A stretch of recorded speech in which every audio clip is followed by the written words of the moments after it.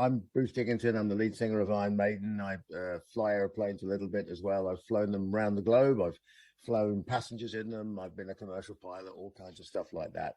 But my first love, years and years ago, was building a model of the R101 airship. Um, and that led to a fascination and led to meeting one of the geniuses behind the whole revival of lighter than air technology, a guy called Roger Monk. I was a seed investor in what is now the Airlander project, but it's not the only project in the sky trying to put lighter than aircraft back into the forefront of what is actually an amazing technology, whose time is really about to come. And of course, back in the day, if you wanted to cross the Atlantic by air reliably, safely, the airship was the only way to go. It was way faster than the ship. Airplanes were totally unreliable, etc., etc. But now we have an opportunity. I say we because I'm going to be queuing up to get on board with all the rest of you. Now we have an opportunity to demonstrate exactly what an airship or even a hybrid air vehicle can do. And it can do more than a ship, more than a helicopter, more than an aircraft. It's different. You could sit floating on a cloud with your feet dangling in the sky, having a drink, watching the beautiful world go by beneath you and leaving no trace, no pollution, no excessive noise, no runways, just part of this amazing planet. So that's not just a dream. That's a real aspiration and something that can really happen. And of course, we are, in a world where everybody's going on about zero carbon flight. There is no more carbon efficient vehicle than an airship. It's so obvious when you think about it. Why spend all that time and energy blasting something that doesn't belong in the sky there when you can build a vehicle which just floats? It's about, why would you build a submarine when you can build a boat? So that's from an engineering perspective. The engineering is actually very sound and solid now because we have the materials, we have the technology, we have the weather forecasting ability, and we have the engines, and probably electric engines as well. Elements I think are important are speed and scalability. I tell people all the time, faster, faster, faster. What do I mean? We're looking at ways, and we've achieved ways to improve the speed of design, of the manufacturing of all the parts, as well as the assembly. In addition to these methods, the other thing that we are bringing to bear for airships is improved capabilities. Speed, faster airships, airships that are lighter, that are stronger, that are safer, airships that are more efficient, and airships that are eventually completely carbon-free. This is Pathfinder 1. This Pathfinder 1 picture was taken over a year ago. It's changed a lot. We will be revealing more about Pathfinder 1 in the near future, but we're getting very close to flight. Pathfinder 1 is 20 meters in diameter, 123 meters long, total volume of 30,000 cubic meters, and a range that is measured in thousands of nautical miles, not hundreds. We have started building Pathfinder 3, the next airship, which is a lot bigger than Pathfinder 1. We've initiated manufacturing of that. It's really big. Over the 35 years of our experience, we built 12 airships, and right now we are busy modifying existing and proven models by introducing electrical propulsion. Beside the sightseeing airships that you can see right now, we call this airship Atlas 11, capable to carry 19 people. Our flagship project, this project called Atlant. This is so-called hybrid airship. It reflects the idea that part of the buoyancy, part of the takeoff weight covered by lighter than air gas, helium, and another part of weight will be taken by aerodynamic lift or propulsion, or vertical propulsion. Atlant can land practically anywhere, can land on any type of soil, can land on water, and catch the surface and be stable and safe on ground for a long time. That's very important for contemporary airships. From LaRose, our position that we have in the industry and the cross relation with the industry, we have a privileged position to see how the industry tourism is evolving. And we can see how the sophistication in the industry is growing and how the demand is asking for more differentiation projects to satisfy the necessities of the more specialized and luxury tourism. It's clear for us that there is a polarization in the sector, and the industry is moving for two areas in the industry of tourism. One area is the most basic services that the technology is helping us to give in more efficiencies.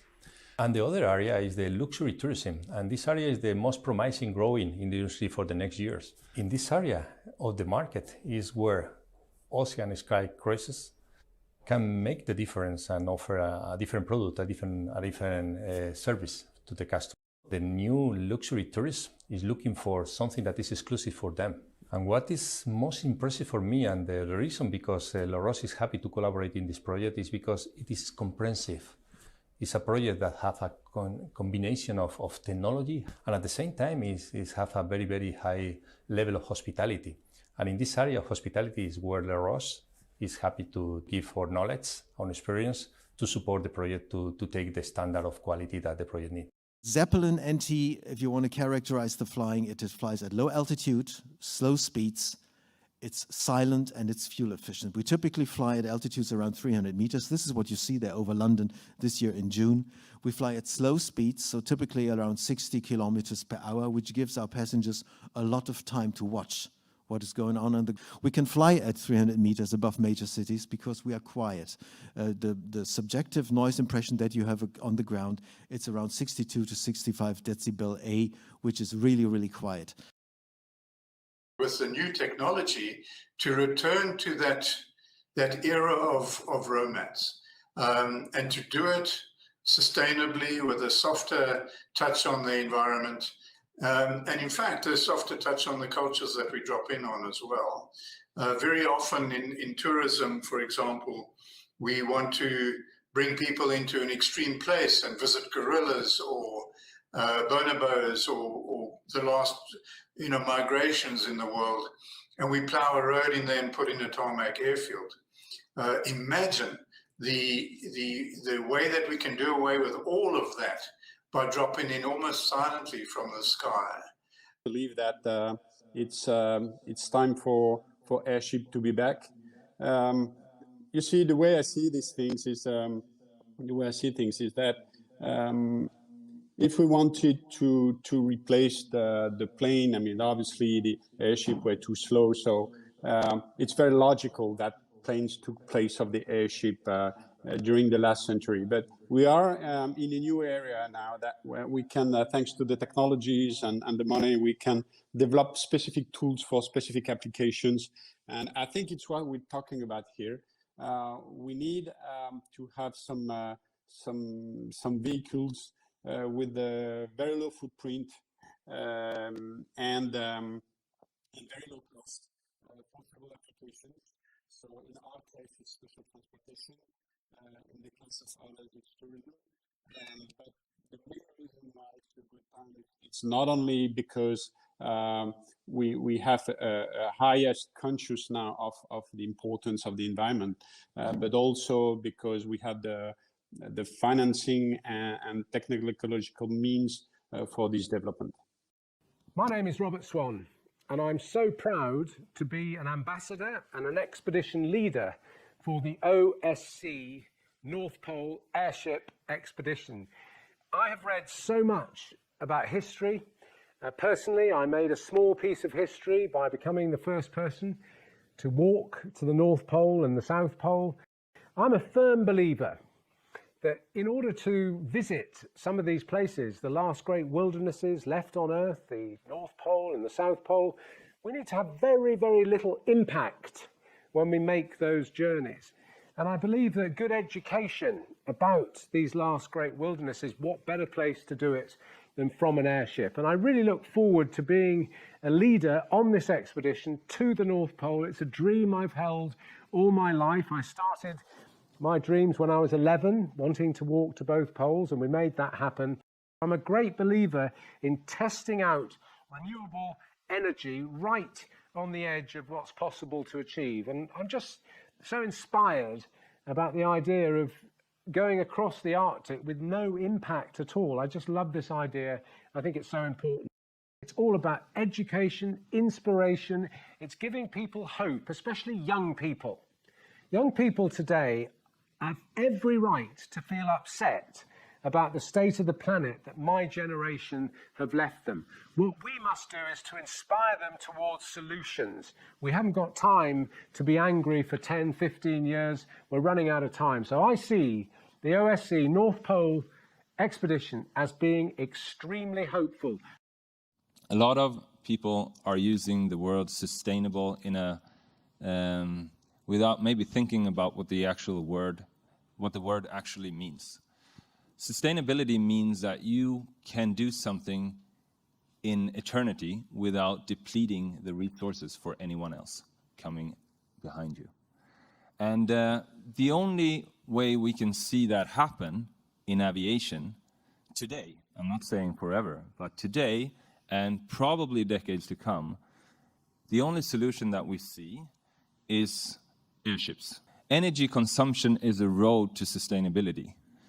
Zero emission is very important, and it's a great thing, but energy consumption is much more important. Every time we can preserve energy, we reduce our fossil footprint in the world. The piece of the puzzle that we want to bring is to scale the industry, and to scale the technology into an industry. In order to scale that industry, we need profitability. We need a business model that can stand on its own 2 feet without support from governments, without support from charity, without support from anything else but the entrepreneurial or business model itself. Our route to the North Pole is to build that industry. It's just a start.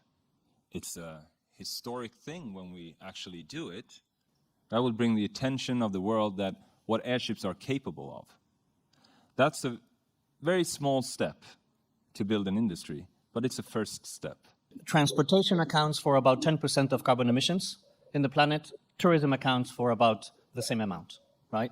That's a lot of carbon emissions that we can influence on and target.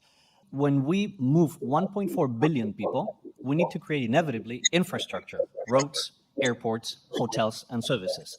And that has another impact on sustainability that we're not accounting for on the carbon emission side. So infrastructure plays a huge role on the impact our transportation and tourism industry has. Eventually, people can build airplanes that will burn hydrogen, will have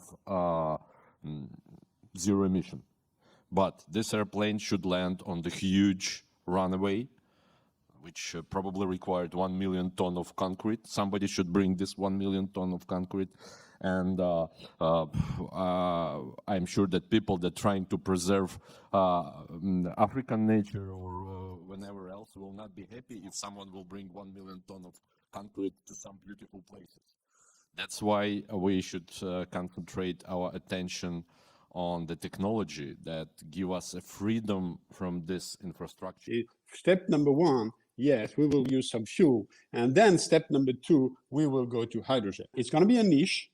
Then 10, 20, or 30 years later, this niche is going to be wider and wider. And then we will change the world.